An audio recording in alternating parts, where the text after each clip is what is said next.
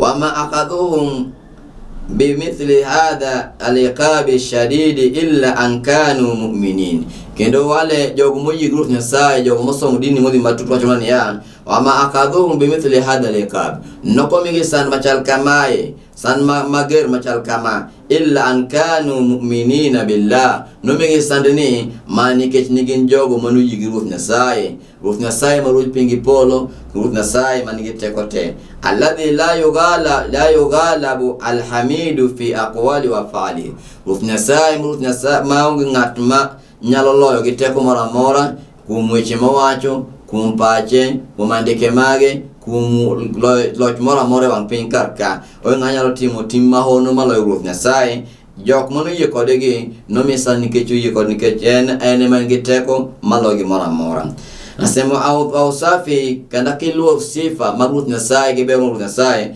onge ngama nigi ber e wang piny kaka nigi teko maloyo ruoth Nyasaye alladhi lahu mulku samawati wal ardi. Ruoth Nyasaye ma jo Islam lamo kendo ma jogo ne lamo Ruoth Nyasaye alladhi lahu mulku samawati wal ardi. Ruoth Nyasaye ma ruoth piny gi polo wal ardi kendo Ruoth Nyasaye ma ruoth piny wa huwa subhanahu ala kulli shay'in ka shahid. Ruoth Nyasaye ma gimoro amora neno ma ngata time wang piny kata ko time ko en otime mudho karo time ler Ruoth Nyasaye neno gigi te ma emomiyo jo Islam lamu Ruoth Nyasaye mangima maneno Ruoth Nyasaye makutho kendo nganyalo kayo manege kata magure. Waqala ta'ala wa daraba Allahu mathalan lil ladhina amanu. Ruoth Nyasaye nogolo ngero kuom jogo ma oyie Ruoth Nyasaye. To kapok ochope andikani obiro kelo gode masa buche masani ogure bang piny ka mawan ok wang'eyo no guru ne wan. Sani ni gimoro nitie wang piny ka ni luongo ni family planning maji ng'at wacho ni kawo yath ma mone nyuol kaka ng'ama miyo kawo yath ma mone nyuol nitie kawo yath mar mono nyuol mono nyuol en gima Ruoth Nyasaye oket ni ng'ato ka ng'ato mondo mi nyuole wang piny kaka ka en dhako onego nyuol mondo mi ji obed mang'eny wang piny kaka ji olam Nyasaye kendo ji obed gi ji mang'eny malam Ruoth Nyasaye. To joma ng'eny sani ok dwa wach mar nyuol gikawo yeth mamono gi nyuol. To yeth gi eki osebedo gi madhara e dendwa wan wawegi wang piny karka. Iyudo ka mama mokawo yadhni koponi en gi dichuo cha bende hinyore en bende hinyore. Koro miyo yeth ka gin yeth maricho ma hinyo joma mon kendo hinyo nyaka joma chuo. Koro miyo magi be achiel kuom gigo matieko ng'eny mar ji e wang piny kendo tieko ng'eny ma jogi Ruoth Nyasaye e wang piny kar kae. Waqala ta'ala Ruoth Nyasaye wacho niya wa daraba Allahu mathalan lil ladhina amanu. Ruoth Nyasaye nogo ngero kwa kuom jogo ma oyie Ruoth Nyasaye. Achiel kuom jogi ma oyie Ruoth Nyasaye en imrata Firauna en chi Farao iluonge ni Asia. Chi Farao ne achiel kuom mine mane oyie Ruoth Nyasaye. Wa idh qalat rabbi ibni li indaka baytan fil janna. Jalo mane Isa imiesan nowacho noting'o dhoge malo wacho ni Ruoth Nyasaye gerna ot maber e polo kanyo ero makoponi awuok e wang piny karka to anadhi adagi e bang' kasiwuok e wang piny karkae. Wanajini min Firauna kindiketa mabor kod Farao wa amalihi kod timbene maricho. Wanajini min alqawmi dhalimin kindiketa mabor kod jogo majomiundu kendo jok magin jomifwadhi e wang piny karka. Qala al-Imam al-Qurtubi eka achiel kuom japuonjwa maduong' miluongo Imam Qurtubi wachona niya qala Yahya bin Salam nowinjo kuom ng'at miluongo Yahya bin Salam wacho ni daraba Allahu mathalan bimrati Firauna. Ruoth Nyasaye nogo ngero gi chi Farao wa Maryam ibnata Imrana kod Maryam nyar Imran targiban fi tamasukihim fi ta'a. Ogo ngero ni endi mondo mi oket more chunjewa katuket more chunje mine e wang piny karka mondo mi mine olam Ruoth Nyasaye kendo makre Ruoth Nyasaye. Maryam mamin Yesu ne lam Ruoth Nyasaye kendo Asia machi Farao ni bende ne lam Ruoth Nyasaye. Kata bed ni Farao ne en achiel kuom jogo mane iluongore ni nyiseche wang piny karka lakini Asia nokolam Farao nolamo Ruoth Nyasaye. En nodagi lamo jaode man iluongo ni Farao. kendo min Yesu bende lamo Ruoth Nyasaye, ok nolam nyathine ma Yesu, to wan kawuono walamo nyathine. Mano ok gima ber, mano gima Ruoth Nyasaye okwedo. Onego bed ni walamo Ruoth Nyasaye ma nyaka nyathine bende lamo. Walamo Ruoth Nyasaye ma Ruoth piny gi polo. Satargiban fi tamassuki bitaa. Ruoth Nyasaye ongero ni mondo mi wabed gi chuny makwe moyangore kuom makruok gi lamo Ruoth Nyasaye motegno. Wa thabatin ala dini. Onego bed ni wabedo kuwangi subra ei din mar Ruoth Nyasaye, kwa lamo Ruoth Nyasaye gi ratiro. Kala Abul Aliya, eka chiel kuom jogo mabe ng'eyo wach mar Ruoth Nyasaye miluongo ni Abul Aliya. Wani ithala Firauna ala imani imratihim. Chieng' moro achiel Firaun nong'iyo yie mar jaode. Fakharaja ala al-mala'i faqala lahum. Eka nowuok kuom chokruok mag ji to ng'iso ji niya, faqala lahum, eka nong'iso jogo niya, ma ta'lamuna fi Asiya. Ang'o ma ung'eyo kuom Asiya? Binti Muzaham, nyathi Muzaham. Faathnu alaiha, jogi nong'isi ni wang'e en jaodi kendo ng'ama mama maber, mama kitimo mabeyo. Faqala lahum, Firaun nong'iso gi ni yani, inna tabudu rabban gairi. Ndiyo ber, mama ngi kue, ngi subra, onyalo dak, urito dak mare, lakini Asiya ni okolama. Olamo Nyasaye moro mopogore gi an. Faqalu lahu, joka noduoke gi chuny malit niya, uqtulha, nege. Fa'autada laha autadan wa shadda yadayha wa rijlayha faqalat.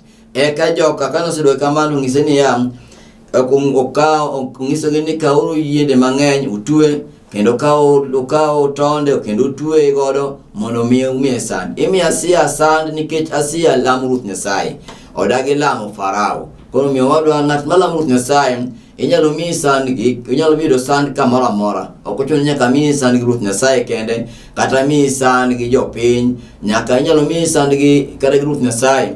Mondo mi oneni bende inyalo bedo gi subra kuom lame, kata inyalo weye miring midhi kuom ajuoke. Tie sand mang'eny. Kaunti sand ma ng'ato kawuono en ja Nyasaye kendo lamo Ruoth Nyasaye, lakini kech to nege pile ka pile. En man gi kech maloyo ng'ata ng'ata wang piny karka. Koro ng'isi ni koponi neno aina gima chal kama yodi katimre ni tilamo Ruoth Nyasaye kendo ywak ne pile ka pile, to gima chal kama timre ni ma en tembe mag Ruoth Nyasaye. Otemi mondo mi one ka chuny nyalo moko kuome kata chuny nyalo tamore luwe. Inyalo kinya ikech ni ng'at ma kech okayo kabisa, koro we odhi kuma juoke, odhi manyo devil worshiper, odhi manyo ajuoke mondo manyne yath mondo yudoro pesa, odhi yawo ohala moro yudoro pesa. Mama en richo maduong' e Ruoth Nyasaye. San machal kama kata bed mar kech mana manegi mitho, ywak tho ka in e din mar Ruoth Nyasaye, kendo tho kiywak ne Ruoth Nyasaye, ma kitho kisewe wach mar Ruoth Nyasaye, in achiel kuom jogo magin jondagla matimore wang' piny karka. Kata inyalo miyi sand, inyalo kawe itere jela, tibede jela kucho nikech wach mar Ruoth Nyasaye. Iyudo ka pastor maki nie jela en wach nikech wach mar Ruoth Nyasaye, kata sheko maki nie jela en nikech wach mar Ruoth Nyasaye. Macha onego bed ni igoyo erokamano Ruoth Nyasaye kendo lamo Ruoth Nyasaye gi jing'o, king'eyo mane ka Ruoth Nyasaye mi tembe mondo mi one tinyalo ywak ne joka dhano, kata inyalo ywak ne en owuon ma ochweyo wang' piny karka. Gik ma kama kopono yudi nyamera kamoro ma yudi kamoro ma intie, onego bed ni duok chien kendo ywak go ne erokamano Ruoth Nyasaye, erokamano maduong' timiye duong' mare. Ruoth Nyasaye wacho niya, koponi ahero ng'ata tamiye tembe mang'eny. Koponi amiye tembe mamoko chuo chunye, moko miyo mirima, moko miyo ywak, moko miyo neno kochandre kabisa gima kwede, to osubiri e sand cha, namiye kar dak maber mar polo. Koro miyo Ruoth Nyasaye wacho niya, ng'at momi sand kuome, Ruoth Nyasaye miyo kar dak maber mar polo. Mae momiyo chi Firaun wacho ni Ruoth Nyasaye niya, Ruoth Nyasacha, Rabbi ibni li indaka baitan fil janna. Ruoth Nyasacha, gerna ot maber kar dak maber mar polo, ma koponi awuok e sand ni, koponi atho e sand ni tabi ayud no odno ero. Fawafaka dhalika hudhuri Firaun. Eka jok manobiro bedo wa Firaun nowinjo ka Firaun wacho niya, wakawe uru, watwe uru kendo wachwade wang' chieng' mawakni mondo mi wamiye sand maduong'. Jok nowacho ni adier makende wabro kawe, wabro kete gima chal kamano ero. Inna nu'adhibuha wa hiya tadhaku. Kane gichako miye sand, Asiya nochako nyiero. gichwade to koywagi eno nyiero fakubidha mpaka manyaka owuok wang piny ka eno nyiero to joka to wacho ni wachwade to nyiero. Firaun wacho ni kiko ubed kode gi chuny lit ngech ng'ani en ochalo dhako ma janeko, onyalo lamo Nyasaye, onyalo lamo Nyasaye moro to kenya an Nyasaye mondo obed lamo wang piny kar kae. Mang'eni Farao noketo ji ni mondo omi olame, to en Asia nodagi ni ok onyal lamo Farao, en olamo Ruoth Nyasaye. Koro ng'ato ang'ata wang piny kar ka kik walam joka dhano, walamo Ruoth Nyasaye e wang piny kar ka, kik walam joka jinde kata joka dhano kata joote.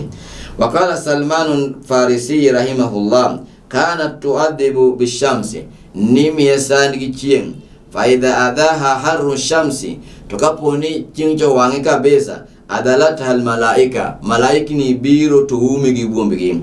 Yani malaiki ni biro chokore e boche mamalo, bas to kelo tipo moro, to koro neno obedo ka gimene tipo. Jok mamiya sand ka neno ka gimene chieng', lakini malaika to ume, eno ng'e ni malaika okete maber. Fajini biajini hatia giume gi buombegi. Wakila samara yadeiha, samira yadeiha orijileiha, utwe lwetene kendi wang' lwetene kod tiende ne bele fi shamsi e chieng'. ووضع على ظهرها روح فأطلع الله حتى رأت مكانها في جنتي. يقول Nyasaye no malaika mugwedhi, malaika ino biro mongisini mari Asia e bongie malo matin, kongio malo to neno kar dak mare modhidhie embe Ruoth Nyasaye, mangiso ber manoyudo kuom sandruok ne Ruoth Nyasaye. Kata in makawuoni sandruok ne Ruoth Nyasaye, tem matek mondo mi item ing'e achiel kuom jogo mong'eyo wach mar Ruoth Nyasaye kendo timo maber mar Ruoth Nyasaye ohero. Wakila anao minadurrati, nen ot maduong' maber man gi ler mar Ruoth Nyasaye no iko ne Asia bang' ka Asia osechandre ne wachne ewuon. Omiyo jogo mang'eny mane lamo Ruoth Nyasaye nomi sand nikech lamo Ruoth Nyasaye. An gi in be kawuono obiro sand mang'eny nikech walamo Ruoth Nyasaye. Kuponi sanda ina gochopo to kik wabed achiel kuom jogo maringo Ruoth Nyasaye, to wawe wach mar Ruoth Nyasaye. Waqala ta'ala wama nakamu minhum illa an yu'minu billahi al-aziz al-hamid. Jogi nokomi sand makmani nomigi sand nikech negi yigi Ruoth Nyasaye marudh piny gi polo. Waqala al-imam Ahmad rahimahullah, eka Imam Ahmad kwegwetu dikuma chono niya ajibtu liqaumin araful isnada, buok kod jogo mong'eyo hadithi wasihati kod ber mar hadithi, yadhhabuna ila ra'yi Sufyan, giwe wach mandiko mar Ruoth Nyasaye. Ji mang'eny sani ong'eyo andike mar Ruoth Nyasaye, kendo ong'eyo Taurat ni wachang'o, Injili wachang'o, Zaburi wachang'o, to giweyo andike mag Ruoth Nyasaye, gidhi andike mag pach dhano. Gidhi andike mag pach dhano, gidhi dinde mo joka dhane mukelo, giwe dinde mag Ruoth Nyasaye. Ji mang'eny ong'eyo ma din to chal kama Ruoth Nyasaye ondwaro mo jolame to ma, lakini adhi kuom ng'ane kech ng'ane nusiepna, kata dhi kanisa mar joka ng'ane kech joka ng'ane gi ng'eny, kata dhi kanisa mar joka ng'ane kech ng'ane cha no ng'iewo na mogo moro, kata dhi kanisa mar joka kech ng'ane cha nyo otimona kama mano miriambo. Dhi kanisa kata dhi muskiti ma ing'e ni muskiti ni en muskiti ma ji lame Ruoth Nyasaye gi ratiro, kendo idhi kacha nikech ing'eyo mari oteri kacha cha iluwo tiende maber mofoni tie wacha ming'eyo ni ma emonego bed naluwo. Makidhi kamoro nikech ng'ato noikoni mtoka ariyo, kata ng'ato noikoni pesa, kata ng'ato noikoni ot midhi dakie, idhi dakie odno bang' muda matin tiwe odni endi gikoni ni idhi donjo kar dak marach mar mach. Nikech nidakie odcha nikech wach pesa, ok nidakie odcha nikech wach Ruoth Nyasaye wacho ni kanyo monego bed ilamie. Nileme kanisa cha nikech wach pesa, kata nileme kanisa cha nikech wach ot, kata nileme kanisa nikech wach gimoro, kata nileme muskiti nikech ng'ato mi pesa, mano miriambo. Kik idhi ka muskiti nikech pesa, kata kik idhi kanisa mar ng'ato nikech pesa. Dhi odno nikech Ruoth Nyasaye, ilam Ruoth Nyasaye kiyango chunyi embe Ruoth Nyasaye, ma kik itho kamoro niwach ni an jogi maike nikech jogi gin jo pesa. Koponi giika tadhi yudo pesa mang'eny. Kawuono jiweni koponi ng'ato kwedi ni ok nyal bedo kodi machiegni to ko idhi tho, Ruoth Nyasaye nigi joge kamoro amora ma intie.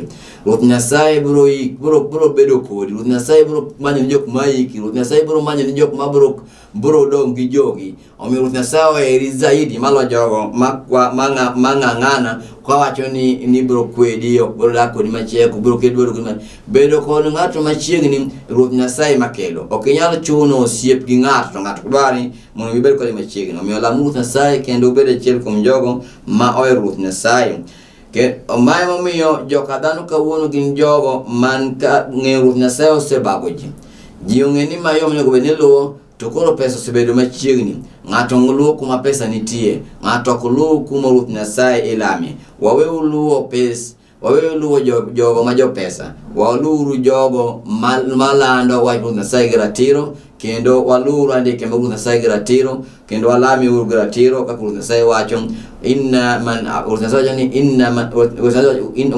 wacho ni inna man abada Allah bihaqqi ibadatihi ng'at ma bola Ruoth Nyasaye gadir man lame fa innahu yajibu alayhi aljanna wa yastahiqu lahu aljanna ng'ani achiel kuom jogo ma Ruoth Nyasaye oikonegi janna kendo donj ka dak maber mar polo wa ila huna assalamu alaikum wa rahmatullahi wa barakatuh.